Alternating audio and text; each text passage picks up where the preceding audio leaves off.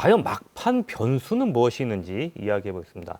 일단 뭐 법정 TV 토론도 다 마무리가 됐고 사전 투표가 내일부터 시작됩니다. 지금 앞으로 6일이죠. 일주일도 남지 않았는데 승부를 가를 결정적인 변수 과연 남아 있을 것인지 앞으로 마지막까지 대선 판세에 어떤 변수가 있을 거라고 보시는지 말씀해 주시죠.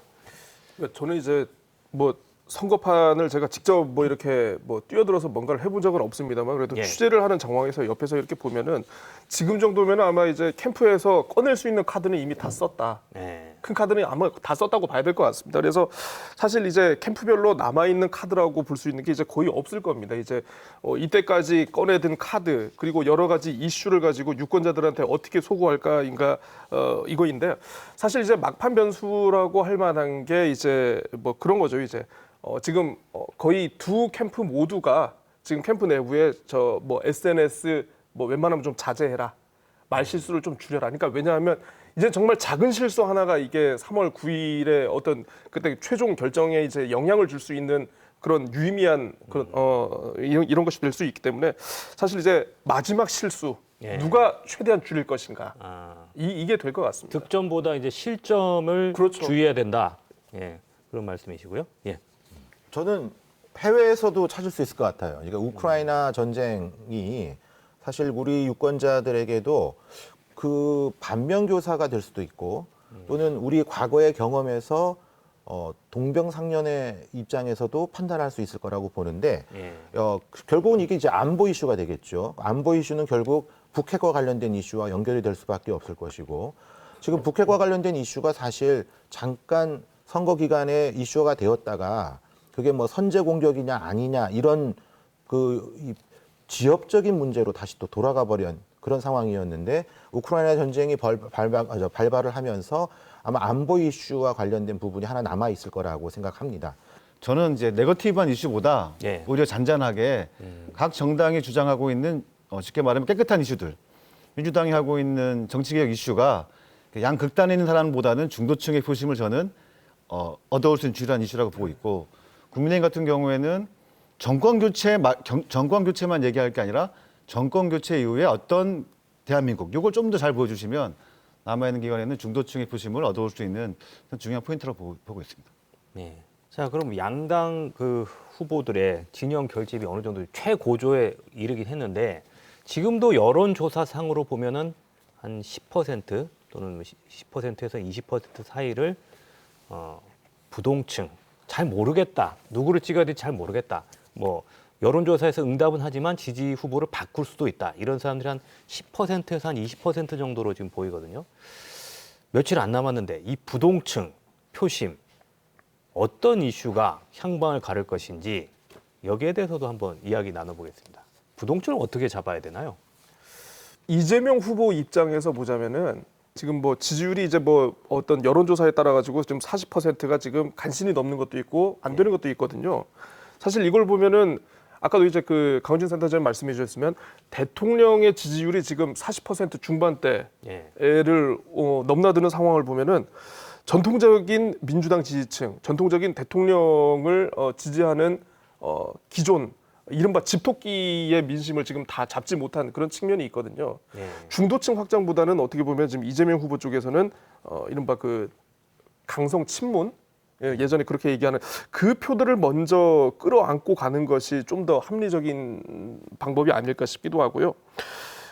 윤석열 후보 같은 경우에는 그동안 이제 뭐 사실 그분이 이제 뭐 거의 검사 생활을 일평생 하신 분이다 보니까 뭐 각종 토론회라든가 어디 뭐 기자회견이라든가 하나 보면은 좀 약간 세상이 돌아가는 측면에 대해서 좀 약간 인식의 차이가 있는 모습을 많이 보였거든요. 그래서 오죽하면 이재명 후보가 TV 토론회에서 뭐 빙하 타고 내려온 둘리다라는 뭐 이런 조롱 섞인 얘기를 좀 했던 것 같은데 사실 수권 능력에 대해서 좀 약간 충분히 보여주지 못한 그런 측면이 없지 않아 있는 것 같습니다. 그 부분이 좀 약간 이재명 후보하고는 좀 비교가 되는 부분이기 때문에 그런 부분에 대한 거를 좀 약간 각 캠프 진영별로 좀 이렇게 좀 디벨롭을 하면은 좀 중도표라든가 기존 집토끼 뭐 전통적인 지지층 결집 이후에 좀 아마 좀 도움이 되지 않을까 싶습니다. 저도 대동소이하지는 않은 것 같아요. 뭐 제가 이제 국민의힘의 관계자라는 얘기도 많이 듣습니다만은 그럼에도 불구하고 윤석열 후보가 집권 이후에 어떤 비전을 제시할 것인지 좀 더 명확했으면 좋겠다라고 하는 그 마음은 저도 같습니다. 그런데 그러한 마음과 보다도 더 앞서서 작동하는 또 하나의 또 심리가 있는데 그게 아까 말씀 강호진 센터장님 같은 경우에는 그걸로는 부족하다고 했던 정권 교체와 관련된 얘기거든요. 그럼 정권 교체에 관련된 얘기가 왜 저는 강력하다고 보냐 하면 문재인 정부에 대한 지지율이 40%를 아직도 유지하고 있다라고 하는 것은 저는 여론조사가 가지고 있는 몇 가지 특성에서도 나올 거라고 봐요. 그 특성에서 가장 핵심적인 것은 문재인 정부가 벌써 탄핵을 당해도 마땅할 만한 여러 가지 정권 차원의 잘못을 저지른 것이 아직도 재판이나 수사 과정에서 전혀 진행이 되고 있지 않은, 그래서 그 결과가 나오지 않은 것 때문에 일반 유권자들이 그 부분에 대한 문재인 그 정권의 평가는 비교적 후하게 주고 있는 것 같고, 그럼에도 불구하고 정권 교체를 바라는 그 목소리는 굉장히 높게 나타나는, 그러니까 이게 논리적으로 설명이 될 수 없는 부분이 지금 여론조사에는 나타나고 있는 것 같습니다. 근데 그러한 측면에서 부동층을 잡기 위해서는 결국은 문재인 정부의 실정, 그 부분을 어떻게 이제 더 드러낼 것이냐, 여기에 좀 초점이 더 맞춰져야 되는데 그게 캠프에서 하기에는 역량의 한계는 분명히 있을 겁니다. 그러면 결국 언론기관이 문재인 정부에 대한 평가가 같이 이제 이루어지는 과정에서 그게 사실상의 선거에 영향을 미치게 되지 않을까 이렇게 보는데요. 역대 선거에서 그 새로 출범하게 되는 대통령 선거 결과를 거기에 초점을 맞추다 보니까 지금 문재인 정부에 대한 평가가 소홀해지는 부분을 그건 충분히 생각은 할 수 있겠습니다만은 그럼에도 불구하고 앞으로 선거 과정에서는 문재인 정부에 대한 평가가 왜 지금 이렇게 나오고 있는지에 대한 분석들, 그리고 그걸 유권자들이 판단할 수 있는 그런 심층적인 기획 보도가 나오기를 좀 바랍니다. 제가 한 가지 질문 드리면요. 예. 실제로 선거를 치러 보셨잖아요. 예, 예. 부동층이 변수가 됩니까? 됩니다. 예. 어떻게? 그러니까 부동층 중에 우선은 노출되지 않는 부동층이 항상 있는 것 같아요. 예를 들어 지금 여론조사를 하면 ARS 같은 경우는 비교적 시간이 짧지만 면접조사 같은 경우에는 근무 시간 중에도 전화가 많이 가거든요. 근데 근무 시간 중에 대부분의 사람들은 전화를 끊어버리게 됩니다. 그런데 그런 과정에서 어떤 사람들이 그러면은 전화를 많이 받을 것인가를 우리가 추측할 수밖에 없는데 그러한 추측상에는 정치에 관심이 많은 사람들이 대부분 들어가게 될 것이다. 이렇게 결론을 내릴 수 있죠.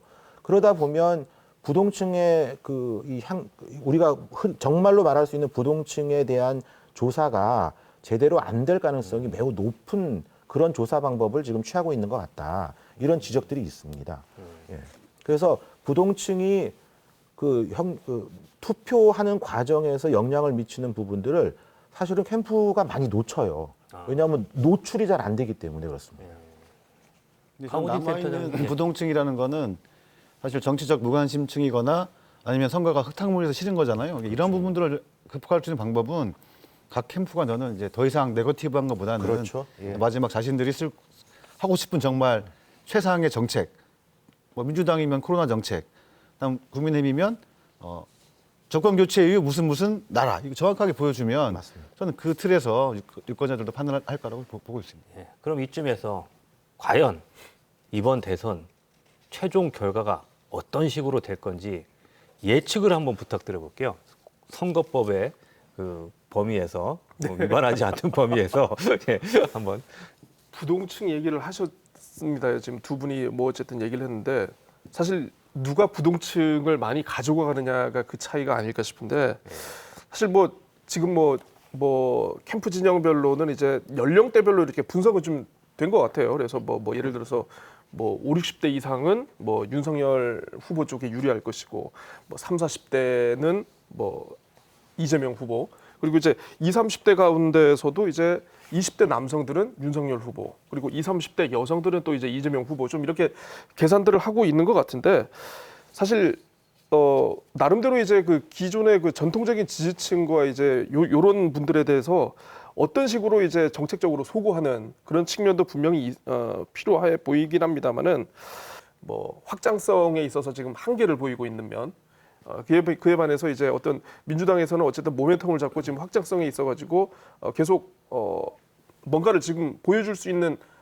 계제들이 많다는 점을 고려하면은 그래도 지금 상황에서는 민주당 이재명 후보가 조금 더 낫지 않을까라고 한번 감히 추측을 해봅니다. 마지막 흐름은 민주당 쪽이 그렇습니다. 예. 유리할 수 있다. 예. 그 분석에 대해서 저도 전적으로 동의합니다. 예. 그렇기 때문에 국민의힘은 막판까지 최선을 다해야 되는 모습이 우리 강호진 센터장님 말씀하셨던 것처럼 정권 교체 이후에 어떠한 정보를 보여줄 것인지에 대해서 국민들에게 이제 신뢰를 얻어야 된다는 것. 그런데 이제 저건 국민의힘 입장에서는 이런 부분들을 놓칠 수 없을 것 같아요. 그러니까 어떤 것이냐?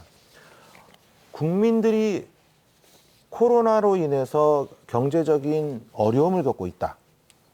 그러면 경제적인 어려움을 겪게 되면 어떤 방식으로든 안정되게 정권을 유지하는 것보단 교체하는 쪽으로 갈 가능성이 더 높은 것이 그간의 이제 선거에서 보여줬던 패턴이거든요.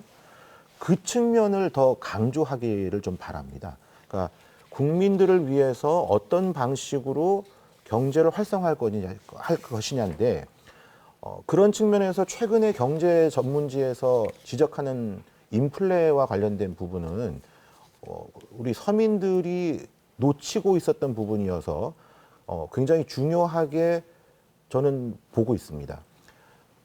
코로나로 인해서 많은 재정적인 확장을 깨워하는 그 과정에서 인플레를 피하기 어렵다는 지적들을 해왔는데 그 인플레이션이 벌어지게 되면 실제 큰 고통을 받는 것은 서민층, 경제적 약자층 네. 그런 측면에서 어떤 대안을 갖고 있는지를 보여주는 모습. 그러니까 경제가 결국 막판의 선거 표심에서 부동층에게는 굉장히 중요한 이슈이고 그것을 안정적으로 보여주는 모습에서 득표 요인이 있을 것이다. 그래서 저는 부동층을 잡기 위한 국민의힘의 마지막 노력은 거기에 있다고 봅니다. 선거 최종 결과는 어떻게 예측하세요? 저는 이길 거라고 보는데요. 아까 누가요? 말씀드린 것처럼 예. 정권 교체를 바라는 국민의 여론이 식지 않고 있다는 것. 거기에서 중요한 근거를 좀 제시하고 싶습니다. 격차는 벌어질 걸로 보시나요? 뭐 어떻게? 격차는 박빙일 거라고 박빙일 저는 것으로 생각합니다. 보신다. 예. 예. 강호진 센터장님 어떻게 지금 2주 예측하세요? 전이었으면은 이제 윤석열 후보가 예. 당선 가능성이 높았다고 봤는데 이제 어쨌든 선거는 추세니까 추세를 보면은 이제 여러 가지 요인들이 이제 오히려 이재명 후보 쪽으로 많이 가고 있는 게 있고 예. 또 변호사님 말씀처럼 안정적인 것들을 바라는 사람들 입장에서는 오히려 뭐 오늘 상황으로는 이제 오히려 안정성은 윤석열 후보보다 이재명 민주당 후보 쪽으로 많이 이제 가고 있어서 뭐 제가 용한 점쟁이는 아니지만 예. 서울을 이기는 후보가 이길 건데 예. 서울에서 이재명 후보가 이기면 대통령이 된다고 봅니다. 예. 알겠습니다.